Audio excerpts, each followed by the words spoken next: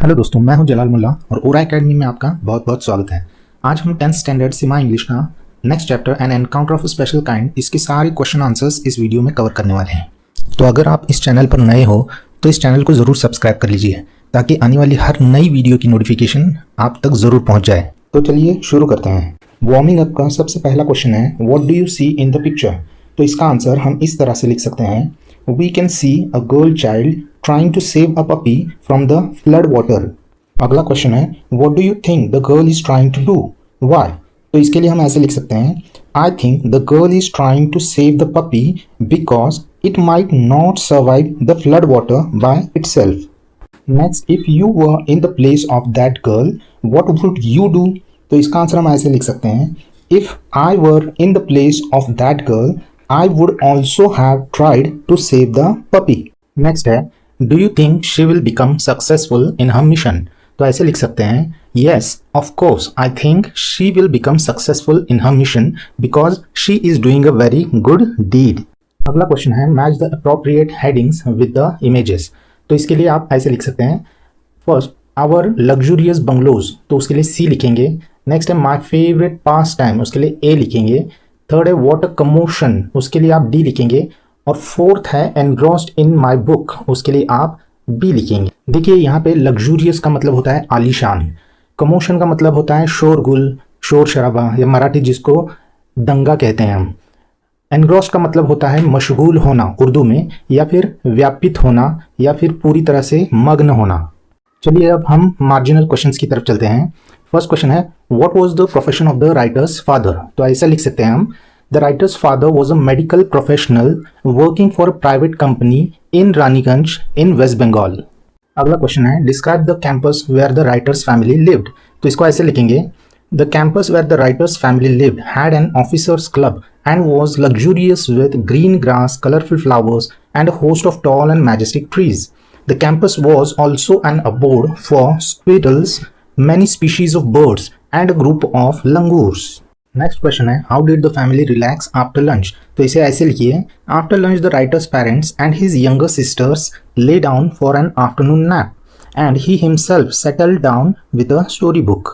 Next question है, what wicked custom is practised by animal who live in groups. तो ऐसे लिखिए, the wicked custom practised by animals living in groups is that a dominant male of the group usually does not allow another male baby और adult to survive within its group. Wicked custom का मतलब होता है बुरा रीति रिवाज।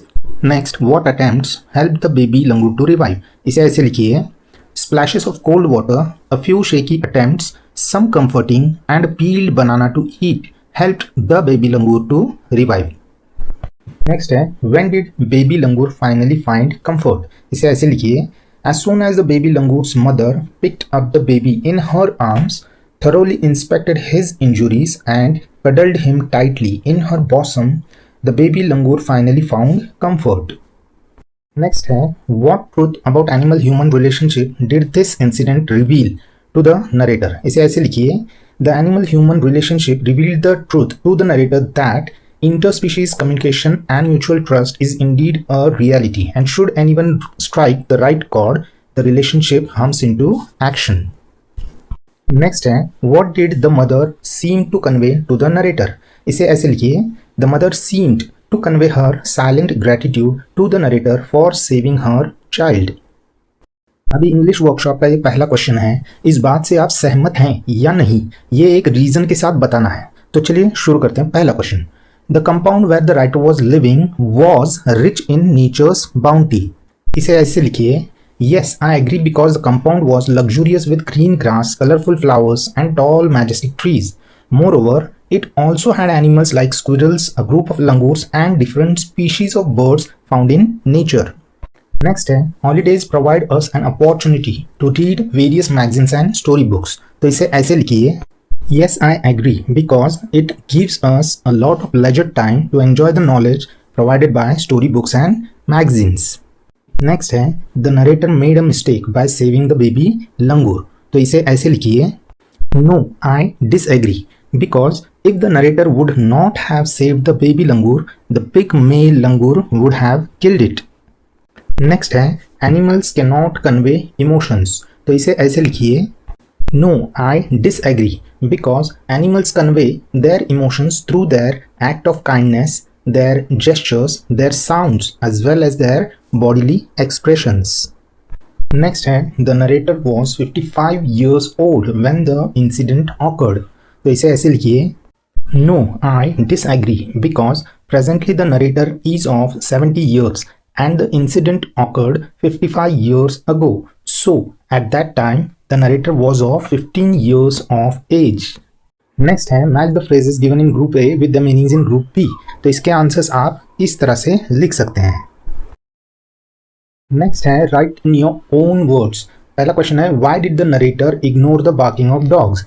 तो ऐसे लिखिए First, the narrator was completely engrossed in his book. Second, he thought that the pack of dogs might have cornered a hapless pig.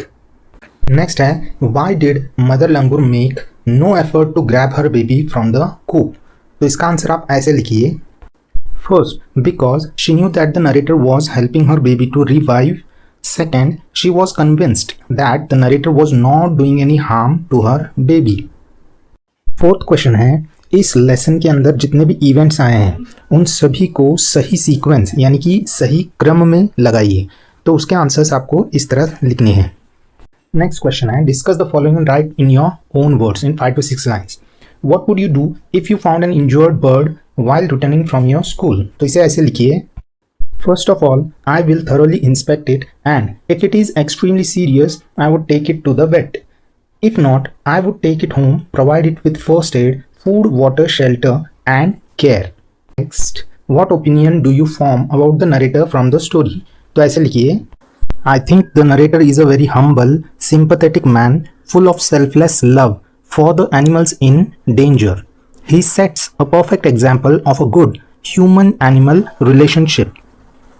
Next question है इस वेब डायग्राम को कंप्लीट करना. तो आप उसको इस हिसाब से कंप्लीट कर सकते हैं. अगले क्वेश्चन में आपको एनकाउंटर इस वर्ड से 3 लेटर वर्ड्स, 4 लेटर वर्ड्स और 5 to 6 लेटर वर्ड्स बनाने हैं जो कि इस तरह से होंगे. अगले क्वेश्चन में हमें इन कहावतों को इंग्लिश में ट्रांसलेट करना है. तो इन्हें इस तरह से हम लिख सकते हैं. पहला service to mankind is service to God और दूसरा as you sow so shall you reap. अगले क्वेश्चन में हमें कुछ पॉइंट्स दिए गए हैं बर्ड्स और एनिमल्स के. तो इसके ऊपर एक छोटा सा पैराग्राफ लिखना है कुछ खास टाइटल के साथ. तो आप इसको इस तरह से लिख सकते हैं.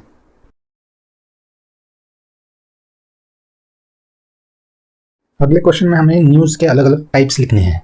तो आप इस तरह से लिख सकते हैं पॉलिटिकल, सोशल, साइंटिफिक, टेक्नोलॉजिकल. अगले क्वेश्चन में हमें न्यूज़ रिपोर्ट के 2 हेडलाइंस दिए हैं. तो इन हेडलाइंस के हिसाब से आपको एक न्यूज़ रिपोर्ट लिखनी है. तो पहला है achievers narrate the success stories eight career counselling events. तो उसके लिए आप इसको लिख लीजिए. और सेकंड है India's first ever tourism university to be established by IIHM. तो उसके लिए ये वाली रिपोर्ट आपके लिए अच्छी रहेगी. लास्ट क्वेश्चन फिर से एक रिपोर्ट है tiger attacks 8-year-old at Rajiv Gandhi national park. तो इसके लिए ये वाली रिपोर्ट आपके लिए बेस्ट रहेगी. तो आई होप आपको ये वीडियो ज़रूर अच्छी लगी होगी. अगर अच्छी लगी है तो ज़रूर सब्सक्राइब कर लीजिए और अपने दोस्तों के साथ इस वीडियो को ज़रूर शेयर कर लीजिए. तो फिर मिलते हैं किसी और वीडियो में. तब तक के लिए गुड बाय.